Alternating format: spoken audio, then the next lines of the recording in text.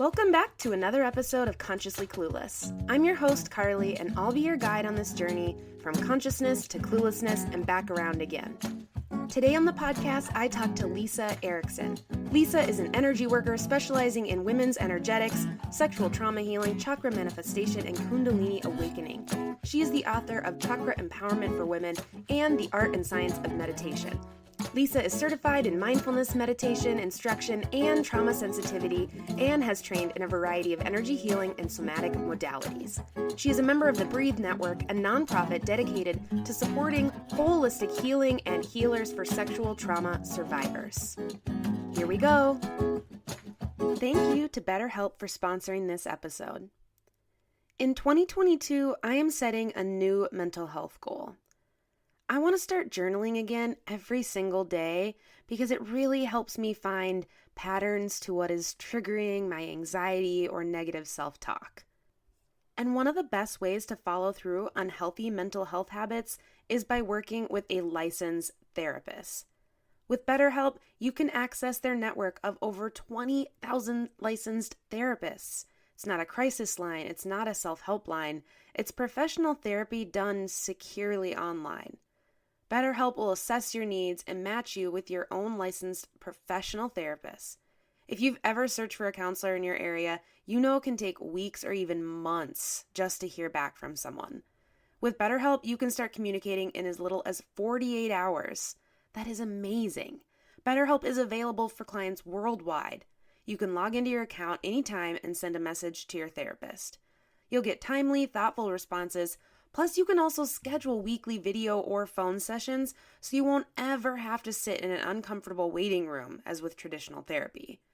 BetterHelp is committed to facilitating great therapeutic matches, so they make it easy and free to change therapists if needed, which is so helpful because there's no shame in that. It's more affordable than traditional offline therapy, and financial aid is available on top of it. BetterHelp wants you to start living a happier life today. And so do I. Visit betterhelp.com/Carly. That's BETTERHELP.com/CARLY to join the over 2 million people taking charge of their mental health with the help of an experienced professional. You deserve to prioritize your mental health this year. Get 10% off your first month at betterhelp.com/Carly. Thank you to BetterHelp for sponsoring this episode. Again, thank you for joining me. I'm really excited to be chatting with you. Yeah, I am as well. Really happy to be here. So the podcast is called Consciously Clueless. And that came from this place of me being on this journey of realizing like, wow, there are some moments where I'm like, I got it. I'm tapped in. I'm turned on. Like, it's totally here. And there's other moments where I'm like, I have no idea what I'm doing. I'm totally clueless. And just kind of the in between and what all that means. So I like to start with asking guests where they are in this moment on the spectrum from clueless to conscious, whatever that means to you. Great question, because I'm in my 50s. So you would think, oh, okay, she should have it going on. She should know what she's doing. She's a spiritual seeker and even teacher for a long time now. But I have 3 teenagers. And, watching them go through the world and entering this world that has so many challenges, spending over a year doing high school from home, one now applying to college, a lot of things in terms of the crisis of the world, in terms of gender fluidity. There's just a lot more they're dealing with in open questions. And it makes me question as well. So there I feel uncertain, and I do feel clueless sometimes. And it's sort of interesting how parenting is this journey of revisiting certain questions as it's seen through a new generation. Oh, interesting. So I think that's kind of where I'm at. I love that. I love the example of kind of seeing that through what your children are seeing and going through that lens. It keeps you from being set. I also do think there's an element of cluelessness, which is part of, the spiritual path. There's this great quote, right? The expert's mind is full, the beginner's mind is open, right? And you want to keep beginner's mind because otherwise you stop learning. If you're a full cup, you think you have nothing left to learn, right? So there is something to be said about not necessarily the insecurity of cluelessness, but of recognizing you don't know something fully because it makes you keep seeking. So I like that a Ooh, lot. yeah. Actually. Yeah. Yeah, I like that. So I found you through this great, amazing directory, and I am so glad to connect with people. I always think of things like that, and I'm like, I'm not going to find anybody that actually like fits the podcast, right? And I read your bio, and every sentence I was like, yes, yes, yes. I don't even know if I finished when I emailed you because I just wanted to hear from you. So can you tell listeners a little bit about what you do? Yeah, I am an energy worker and to some extent a meditation teacher, but I really focus more on exercises and contemplative work that helps individuals, mostly women, connect to their energy body.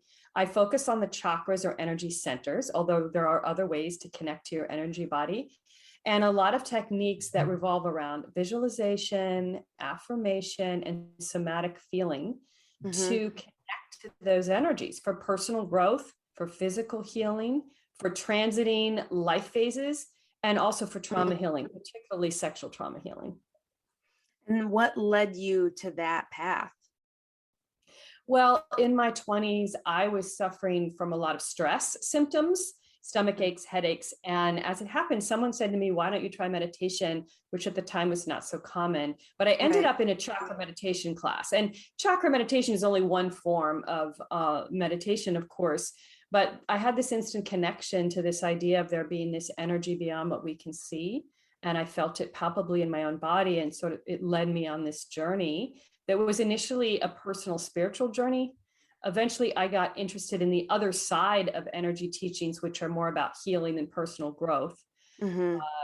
not simply spiritual awakening, and pursued training in that and shifted my whole career around that.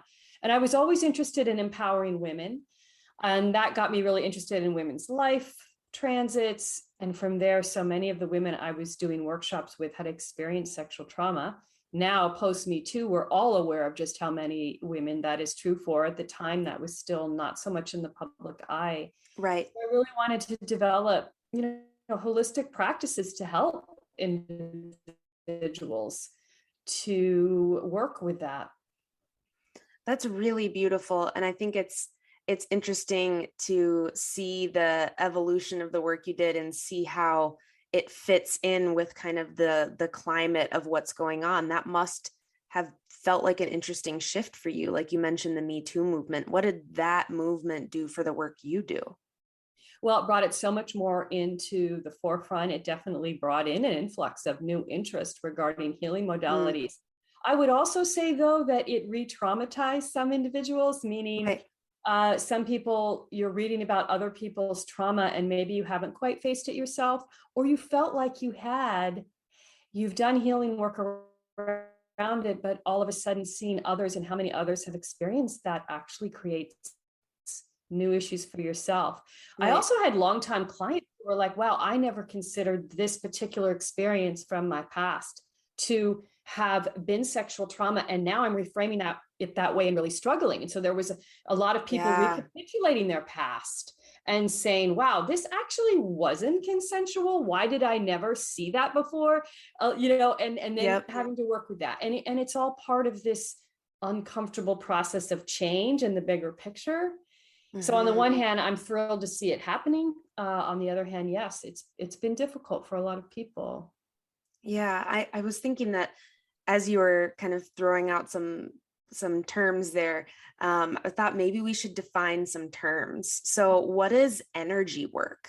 Mm, Let's start there before I keep asking, because I've got like 40,000 questions in my brain rolling yeah, around. I won't ask you all of them today, I promise. But maybe before I keep going, we could define a few things. yeah. Well, and energy work, there are a lot of different people or modalities that fall under that umbrella. In general, they're all based on the idea that we have an energy body just like we have a physical body. Mm-hmm. And that it, in a way, is an interface between our physical body and our psyche and our spirit. So some energy modalities are more focused on the connection to the physical body, like meridian Mm-hmm. work. Acupuncture is actually energy work. The meridians are energy lines in the body, but that's a very physically based modality. Right. Then there's psychology, there's psychological therapy methods that are based on chakras. I mean, Carl Jung was very interested in the chakras. There's Mm-hmm. branches of Jungian therapy counseling that utilize the idea of the chakras. Wow, I did And then not there's know that. yeah, it's very interesting. Anodea Judith is one of the writers that focuses on that. And then there's spiritual teachings. I sort of work right in the center there. Okay. A lot of my stuff is focused on emotional work and using the chakras, which are energy centers in the body. And they're only one way of looking at the energy body.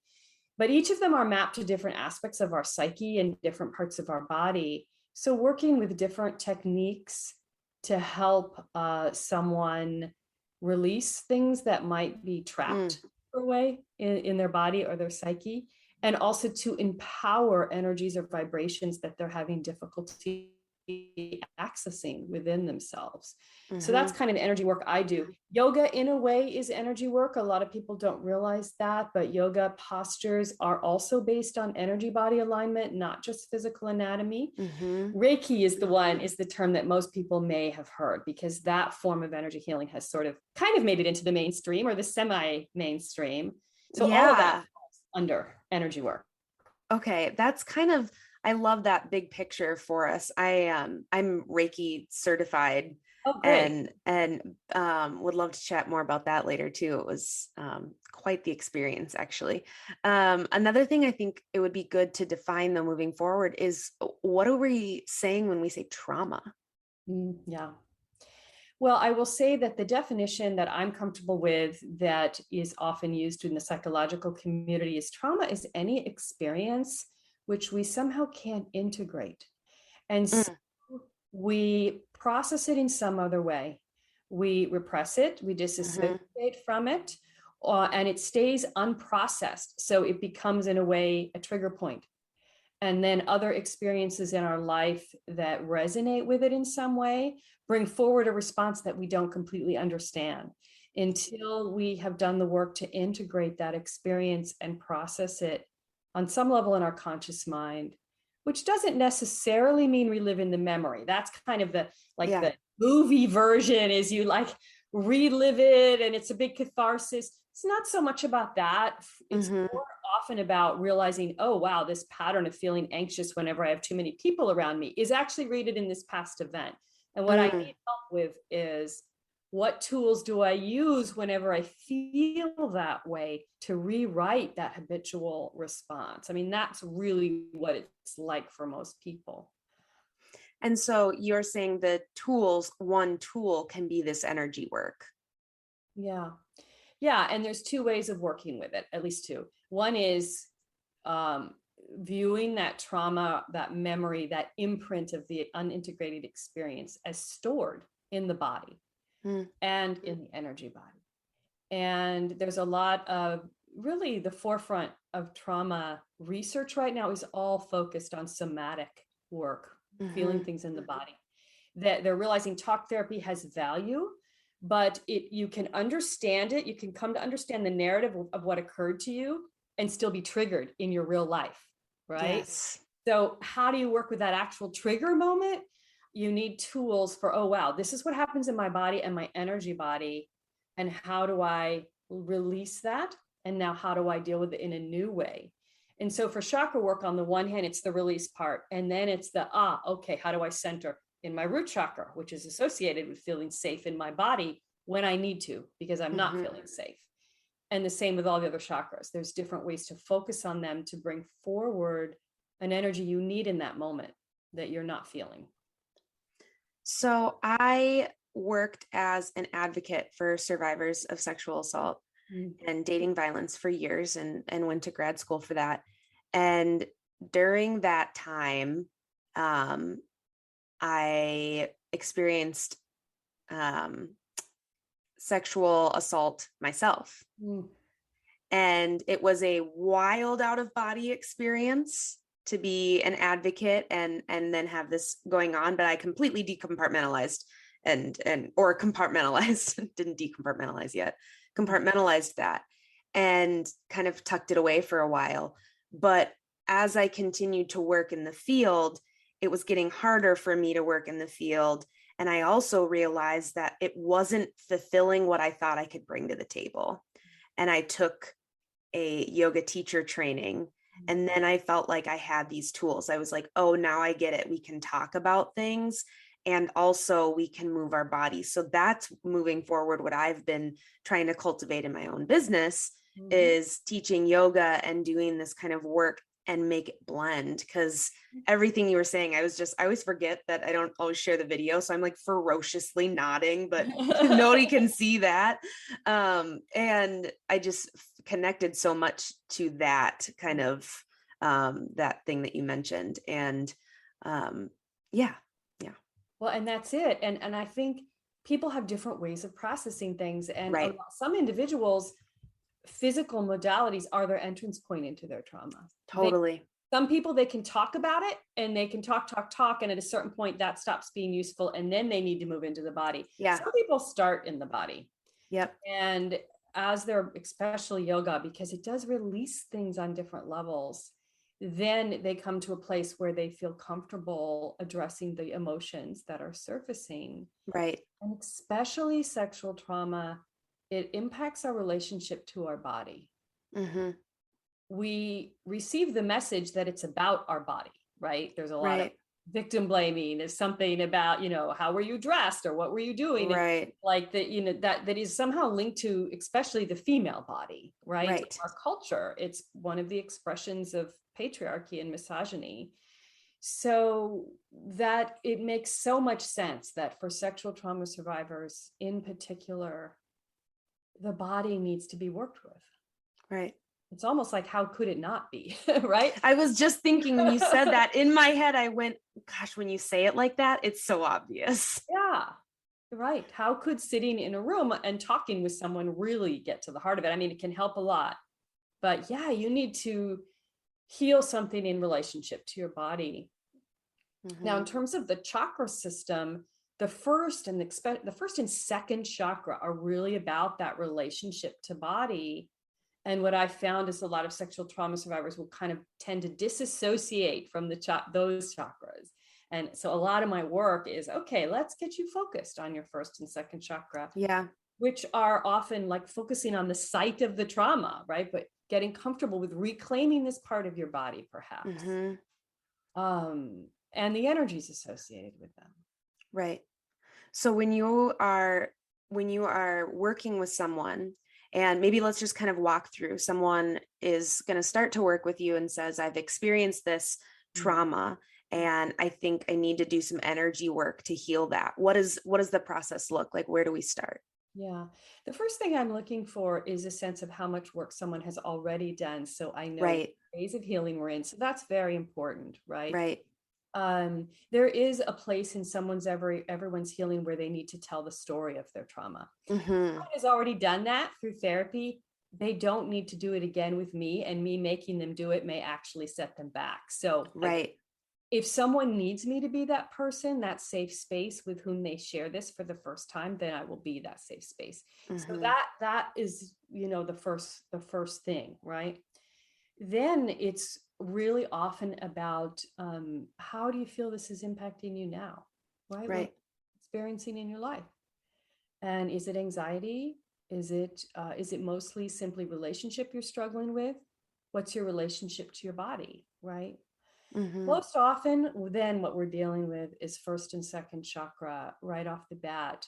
First chakra is so much about root chakra, the focal point I use is the tailbone, feeling safe in your body. And so we will do a lot around trying to release feelings of not feeling safe and cultivate the feeling of being safe while focusing on that chakra and actively empowering that energy. And that's really, the foundational step. Then sacral chakra, it's more about sensuality, sexuality, and emotions, getting comfortable with intensity, because sometimes to stay safe, someone needs to keep themselves in sort of a small place. And so gradually increasing that window of tolerance. Yeah, I can experience sensuality. Yeah, I can experience big emotions. I don't have to box myself in to stay safe. Sorry. No, keep going. I can go on and on. So you have to cut in or no, I don't want to interrupt because I'm like, yes, but then I have questions. So something you just mentioned sparked another thought for me, is that I think more and more I've seen people talking about, I mean, it's not, I wouldn't say everywhere, but Yeah. I think it's a growing thing is to talk about healing and empowering our sexuality and our sensuality with energy work. Can you talk about how those two are so connected? Yeah. Energy is something you feel in your body. At first, the chakras can feel like just you're visualizing this ball of light, but Yeah, yeah. you feel it somatically. You feel warmth, you feel a tingle. It's different for each person. It is a somatic physical experience. Hmm. And especially focusing on the second chakra in the pelvic bowl can help you reacquaint you in a way with the sensual experience. So when we have a pleasurable experience, it's on the one hand, it's one of our senses, right? Taste, Right. touch, smell. But on another level, there's this vibrational quality to it that we can Mm-hmm. do. And that's really what we're trying to do is reclaim pleasure as a beautiful, good thing, as something we have a right to, as something that Mm-hmm. needs to be in a body. It's part of being in a body, right? Mm-hmm. Um, so that's often a huge part of reclaiming sexuality too. If someone comes to me and says, what I mostly need to work on is being able to experience sexual pleasure with my partner. Right. I've done a lot of other work. I don't feel anxiety is my main issue anymore, but this is where I'm still blocked. We start with sensuality first and opening up the second chakra. Like, Interesting. okay, what sensual experiences can you just relax into and enjoy? Is it a warm bath? Is it a Mm, sunset, the colors of a sunset? Is it beautiful music? Is it eating a piece of chocolate? Like, what are you able to truly take mindful pleasure in? Let's start there. What does that feel like? yeah.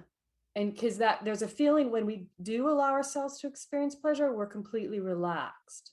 And so then we need to use that as a reference point and figure out, okay, why aren't you feeling that in the Right. context of sexuality?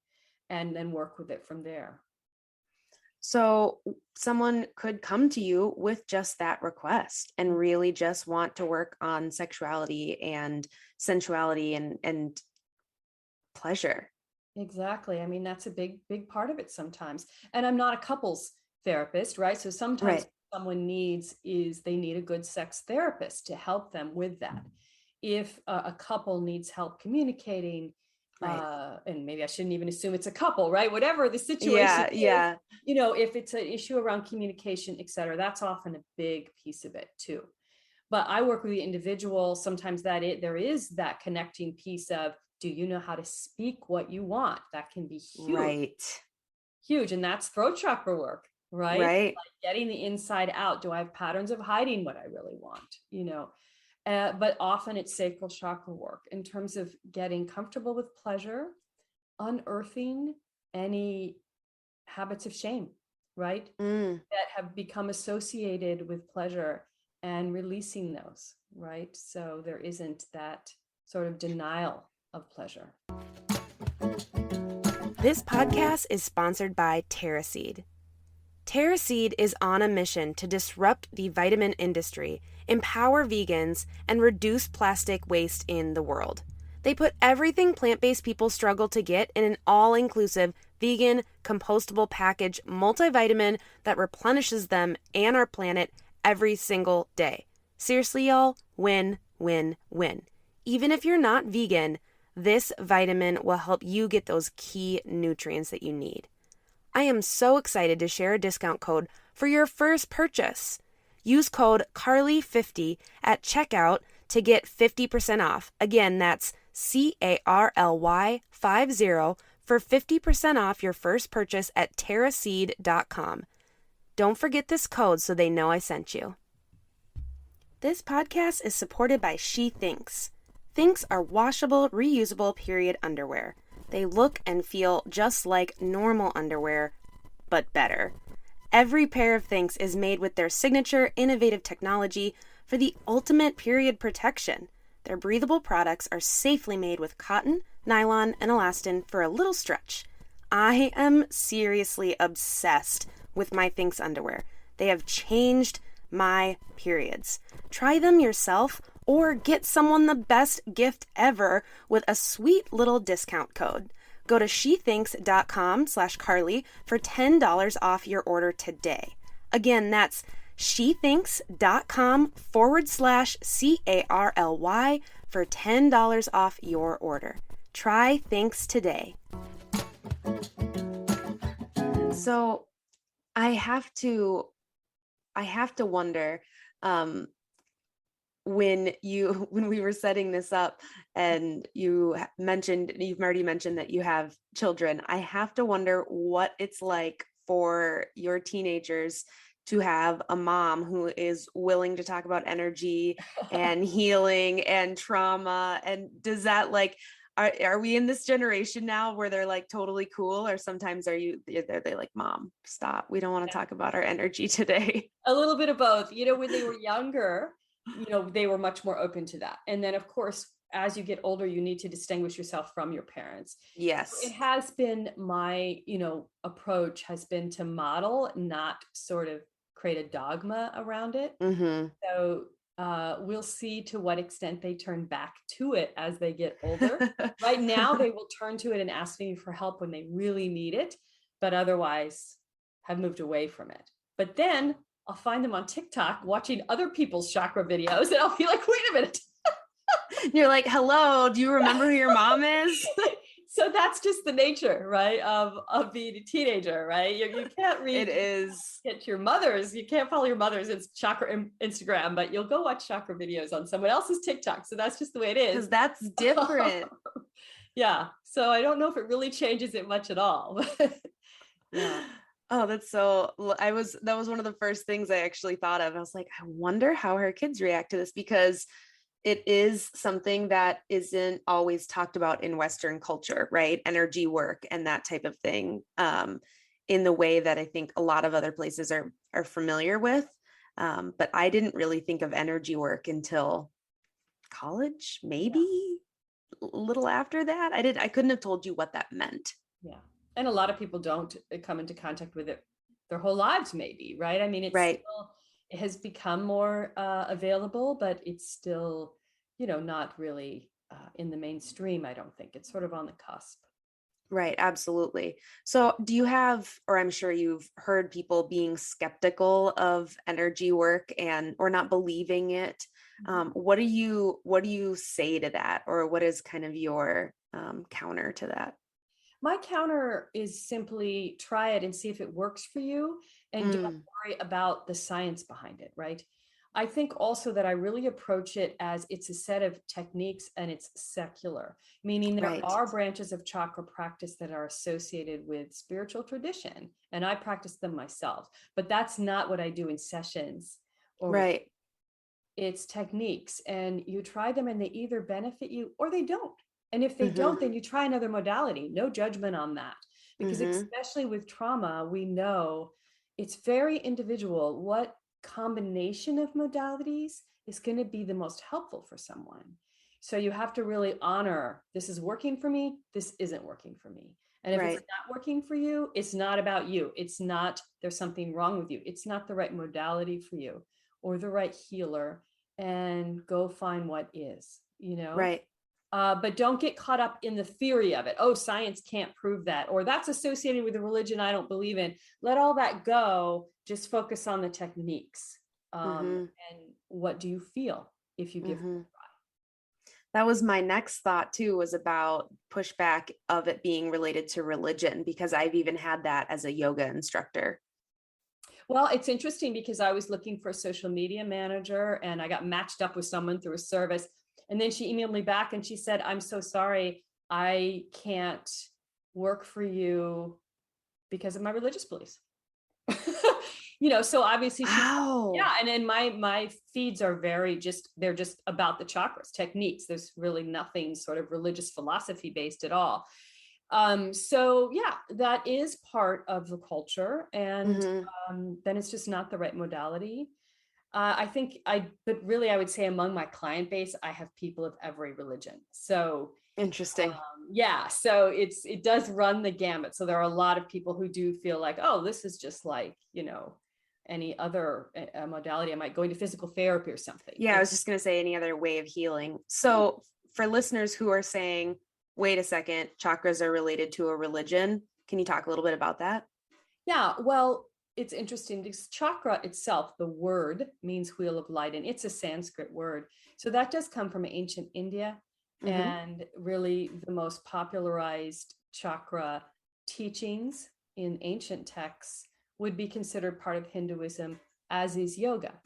Now, of course, the kind of yoga taught in your average gym down the street is really disconnected from Hindu philosophy, right?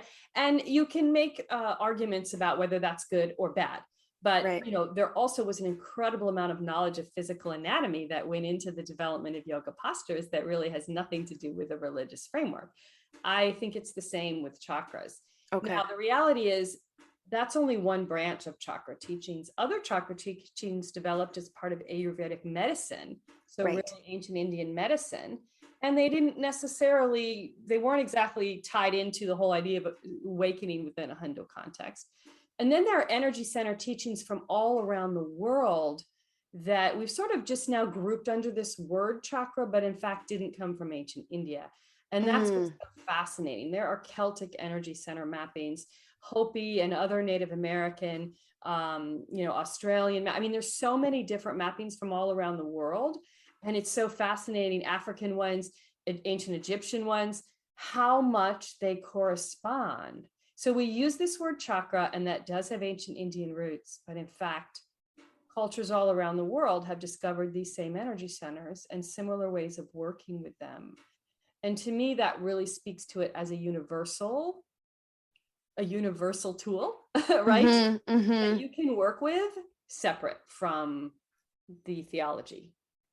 Now, not everyone agrees with me on that, right? We are getting into touchy subjects in terms of That's okay. Conversations about cultural appropriation. And, some people say Westerners shouldn't be doing yoga. Westerners shouldn't be doing this stuff. It really, this is stuff we're grappling with right now. Absolutely. And I was going to bring that up as well. I've been having some, personal work and diving into what harm have I done thus far as a yoga instructor, as a white woman, and what can I do moving forward? I'm really glad to have been checked on that and start following people who are talking about the practice differently. And I'm so glad that the place I did my training was rooted in tradition and wasn't like Planet Fitness or something. No offense to Planet Fitness. I'm sure it's a great gym, but the places that do trainings for like $50 to be a yoga instructor. I was going to ask what that journey has been like for you in this field, and what work have you done to reconcile that and to honor that? Yeah, it really is an ongoing open question for me when we're talking about cluelessness at the beginning. Yeah. Actually, that would be another good example of an open question. I have at times thought, should I stop using the word chakra and use energy centers? Because in fact, the sources of my tools are not simply the yogic traditions that are rooted in ancient India. Right. Does that really solve the problem? I don't know, because in a way, chakra has gotten into the culture as a word, and that's how language develops to refer to these, even when you're talking about sources. Reiki, for example, is Japanese in origin, right? And then has several branches coming out of it, but uses this ancient Sanskrit word as well, chakra. So there's all these things. I study Tibetan Buddhism, and within that tradition, the teachings are certainly beyond culture. I mean, that's certainly how they're presented. So they have been freely shared in the West. And for many of the lamas that have done so, the fruit of that is true practitioners and teachers that are born in the West, right? Right. Because they can, but other people would say, no, that's culturally appropriating. So and that's the same with yoga, right? So it is a very interesting line. I want people to benefit. So I don't feel it serves anyone to hold back on sharing. And we'll just, keep having this ongoing discussion about the origin and paying respects to the origin. I think something I realized too was looking at who my teachers were Yeah. and where was I getting my information? And I realized I could do a lot better. Yeah.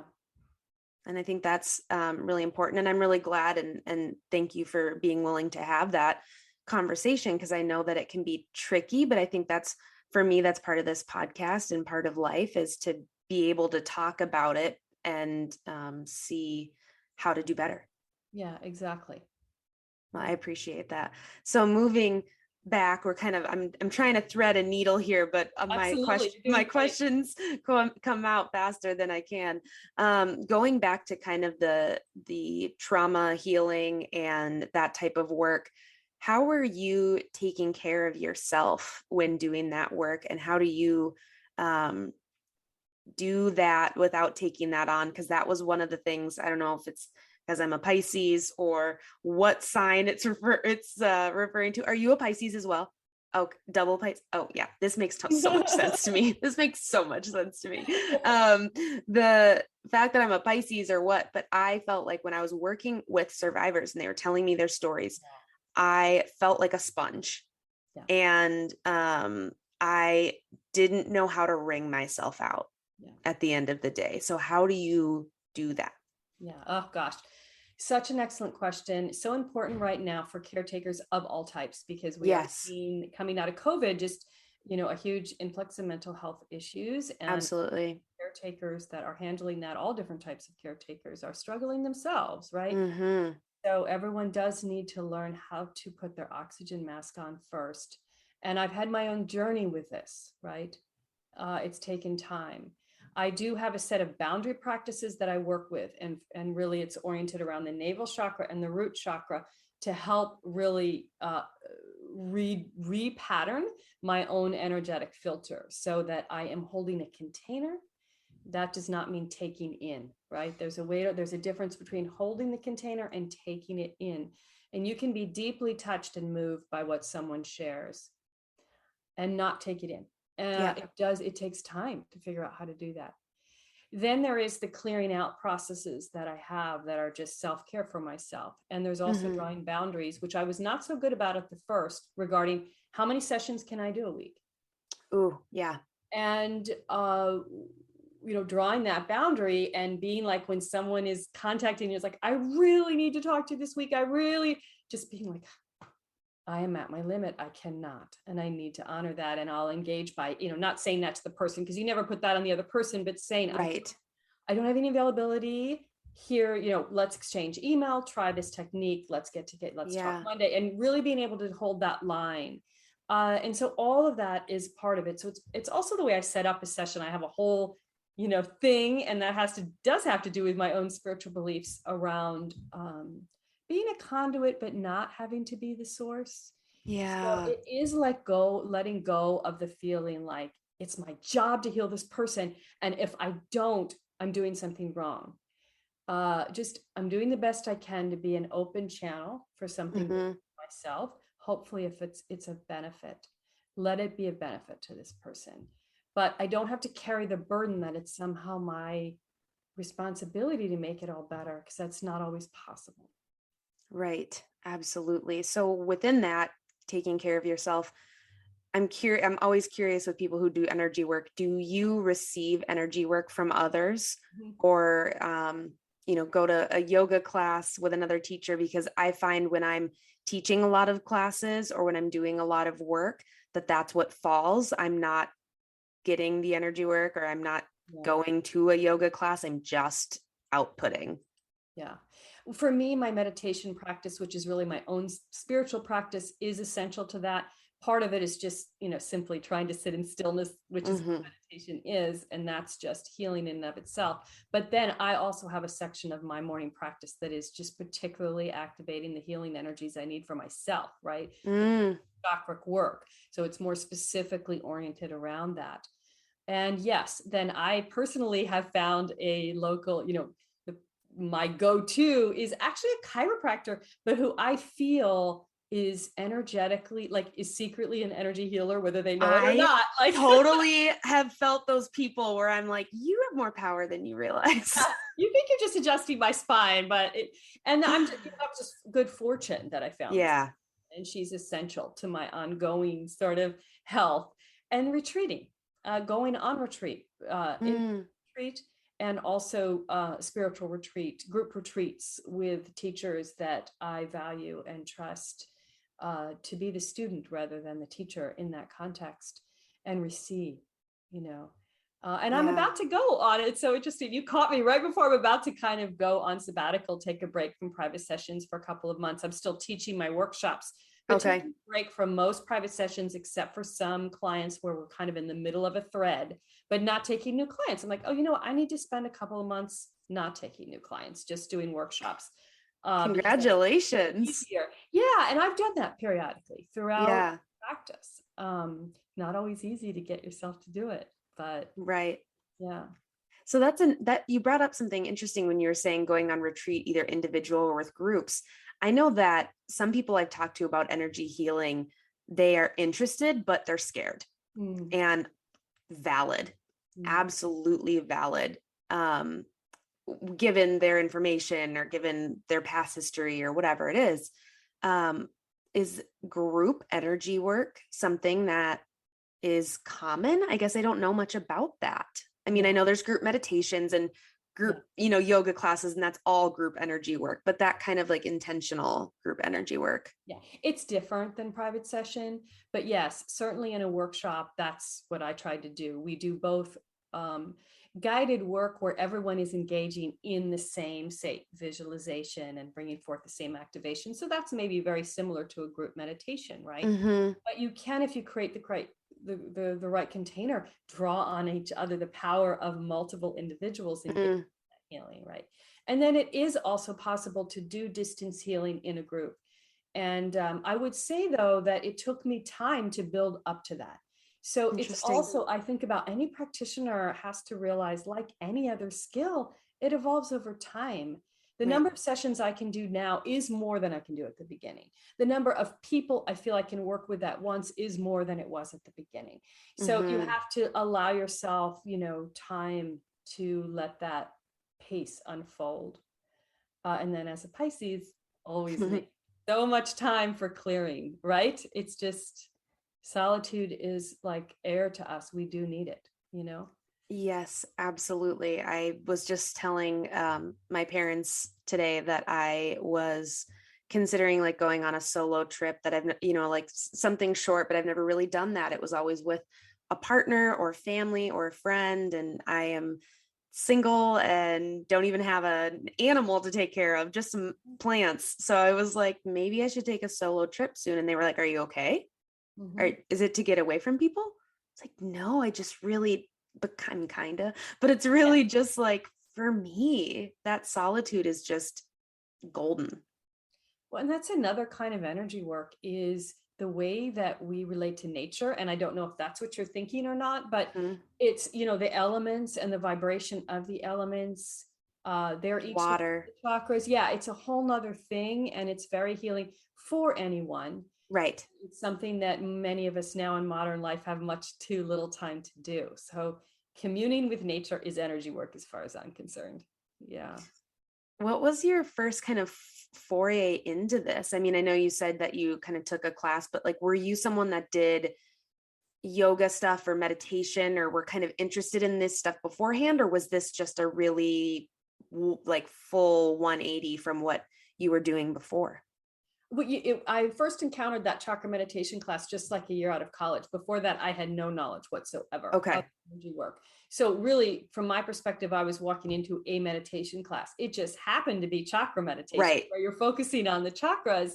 And that opened up a whole new world for me, because I did feel it right away. Now, looking back from that point, and then in retrospect, I look back at my childhood and reframe things as in, oh, wow, I was sensing energies. I did feel that way, but I didn't understand it that way at the time. Yes. Right? Yeah, exactly. Like you reframe your whole childhood that way. Yes. Oh yeah. So then from there, it grew into becoming interested in other types of energy work besides meditation. So one of the things I was reading about you a little bit today, and one of the things I really liked and love from this conversation too, is just the focus on the feminine and females and women, and just that focus alone is helping break down the patriarchy in and of itself. But if someone is listening to this, if a female identified person is listening to this and they're like, how do I connect with my feminine? What's my first step? Like, what do I do to connect with my feminine? What would you say? Technically, the first thing is focus light in your pelvis. It's which is the sacral chakra. And it's so interesting because when you first enter into almost any kind of energy center meditation, it's going to be focus on light in your heart, focus on light in your third eye and your forehead. Those are the two you're going to hear the most. Yep. Focus on light in your pelvis. This is not where we think of focusing on light, right? This Absolutely. is the seat of the feminine energy body. And it's been denigrated. The energies associated with it for both men and women: sensuality, sexuality, emotional expression, true creative inspiration. It's all been denigrated in different ways, shape, and forms. And so connecting with that, if we were to say like the world has a chakra that has been blocked, it's that one, right? So yes. that from a oh chakra, my God, yes. From chakra perspective, that's what we're trying to do. Bring this sacral chakra energy into our culture, into both men and women, rebalancing our whole energetic balance to bring this forward more. And we are both sacred masculine and feminine, right? Everyone, right? What you choose to express is a different individual question, but we are both of those energies. And so that part of this work is bringing that forward. Now, if you're in a female body, biologically, there's a level of the energy body that connects to the physical body, and the cycles that we go through in a female body, menstruation, pregnancy, menopause, they're specific, and they also have chakra connections. So part of women's energetics is the divine feminine part, which in a way is both men and women, right? Or anyone who identifies in any way, non-binary. And then there's the physical part, which is these cycles and reclaiming menstruation is not just a physical process, but an energetic one. And menopause as well, and pregnancy, all of it has this whole other component to it that's energetic, and reclaiming that. Well, I selfishly, my first thought when you said that last part was, gosh, wonder what energy I need to heal this endometriosis I'm dealing with. I'm sure that's a part of it as well. Certainly in terms of the mind-body connection for endometriosis, we're going to be working with the sacral chakra and all the themes of the sacral chakra and looking at that. But I never ever reduce things down to that, because we have genetics, we have obviously, and then you're talking about ancestral, and if you believe in past lives, you're talking about other things. But working on that sacral chakra will never hurt, and often there are things uncovered related to the themes of the second chakra that working to heal aids the physical healing. That's really how it works. Oh, now I'm going to have to look into my, what is it? Western body, Eastern mind. Exactly. That's Anita Judith. Exactly. Yeah. Yeah. I'll have to, that's the author that you mentioned before. I knew I had heard that name. Yes. Right. So she draws a lot on Jungian archetypes and things in terms of the way that she relates to the chakras. She's one of the ones that does that. As does Carolyn Miss, Anatomy of the Spirit. They were some of the early ones. Well, and I do find, there's no studies on this, obviously. I wish there was, but anecdotally, when I look at the women who come to me, I feel like there is a higher rate of endometriosis, uterine fibroids, and ovarian cysts. Those are the three things I see a lot of in sexual trauma survivors. Is that really true? I don't know, but interesting. I see it, right? Yeah. So I wish there was. Yeah. There is this thing called the ACE study, which maybe you've come across, which has to do more with childhood abusive experiences and how they map to physical disease later on in life. So at some point, maybe we will have a better sense of what kinds of traumas map to specific, physical issues. And that would be very helpful, I think.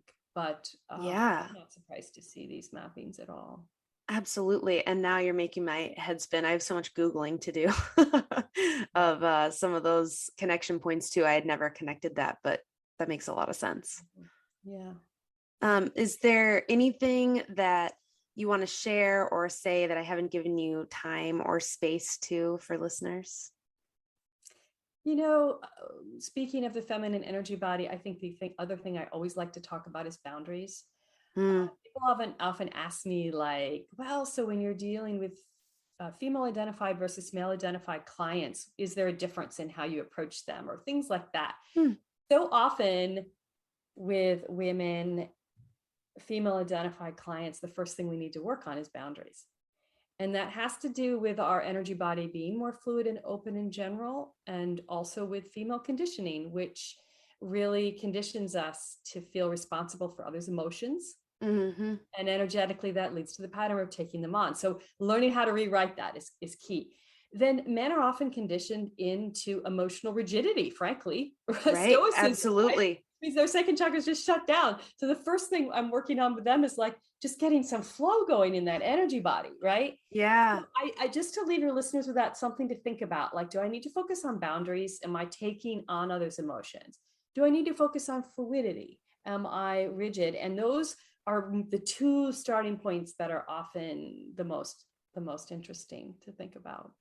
And what you're describing is that we've kind of socialized everyone to be on two opposite ends of the spectrum. That's right. And it reflects in the way we carry our energy body. And so part of what energy body is let's reclaim the whole thing. Men can be fluid and women can be boundaried, right? Yeah. Yeah. And that's what we're trying to, on the energy perspective. And that's why I feel it is so interesting. This generation identifying as non-binary. This is really what many are trying to get to is I want to be free to express my full self, all of my energies. Mm-hmm. I want everyone to be able to do that, however you identify, right? Mm-hmm. Energetically, that's always what it's been about from my perspective. Oh, that's really, really beautiful. Where can listeners get a hold of you and follow along after this conversation? Yeah. My website is enlightenedenergetics.com. My main book is Chakra Empowerment for Women. And I am on both Facebook and Instagram as Chakra Empowerment and Twitter as Mommy Mystic. Oh, fun. So a couple different places to find you. Well, thank you again. Thanks for listening to another episode of Consciously Clueless. If you enjoyed this episode, hit subscribe wherever you're listening. If that's somewhere like Apple Podcasts, leave a review and you could be read on air as the review of the week. Looking for more podcast content, yoga videos, meditations, and all-around amazing community? Head over to patreon.com/consciouslycarly and check out what's going on. And finally, if you are ready to make changes in your life, but don't really know where to begin, let's work together. Head over to consciouslycarly.com and we can start the process and get you happy. Until next time.